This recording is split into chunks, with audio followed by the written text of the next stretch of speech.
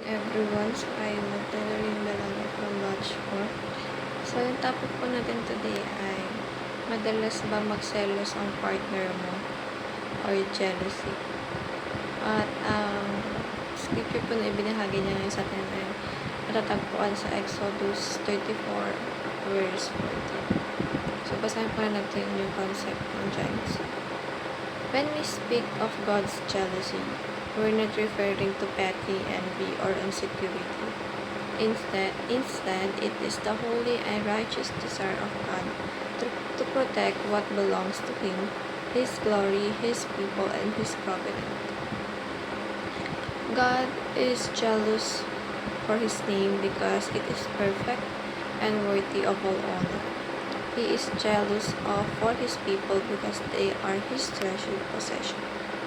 This divine jealousy is a reflection of His love and justice. It moves Him to act when His name is dishonored or when His people turn to the idols. At ang teachings po rito ay God's jealousy protects His glory. God's jealousy is for us, not against us, and God's jealousy treasures our covenant's relationship. So dito po, sinasabi ng Panginoong Diyos na ang pagiging seloso daw po ng Panginoon na hindi sa pangit na paraan. Kasi syempre, usually ang salitang selos ay more on nagagawa sa may party tayo or what our friends. Pero ang Panginoong Diyos po, ang salitang selos sa Kanya ay pagpoprotect para sa mga anak niya or mga Kristiyano niya na gusto niyang protektahan sa kasamaan. Of course, ang humihiga lang naman sa atin, walang iba ay kundi ang mga kasamaan o mga maling gawain o sa mga excited tayo, mga makamundang gawain na gusto natin gawin. Pero of course, ang Panginoon Diyos po ay patuloy tayong hinihila palayo sa mga ganung bagay. Of course, pinaprotektahan na tayo kaya that's why He is jealous, but it is for His glory and His protection for us.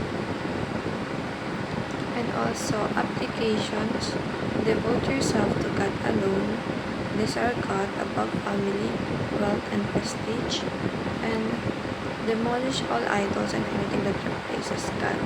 So, sabi dito, tanggalin na natin yung mga idol natin. Like mga idols na parang makaka-replace sa Panginoon Diyos. Siyempre, ayaw naman ng Panginoon na meron siyang kahapon sa atin. And ayaw ng Panginoon na meron tayong ibang idolo maliban sa or God. Dahil isa yun sa mga pinagbabawal niya o sa mga salita niya.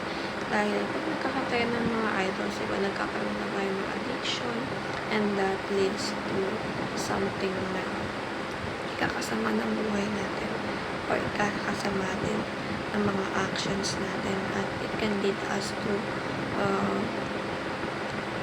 mawala rin of course sa Panginoong Diyos. Kaya nga sabi sa atin na we should always be mindful sa lahat ng kilos natin and actions, and so that maka-avoid tayo sa mga bagay na maaaring makapagbigay sa atin ng masamang gawain, na yun naman yung gusto ng Panginoong Diyos sa atin, kasi maprotektahan na tayo. And of course, walang mangyari sa atin masama, kaya dapat palagi natin susundin ang lahat ng bagay na gusto ng Panginoon sa buhay natin, or gawin natin siyang sentro ng buhay natin. Sa kanon ay mas mapabuti yung buhay natin. So that's all, everyone. Thank you so much for listening. Bye.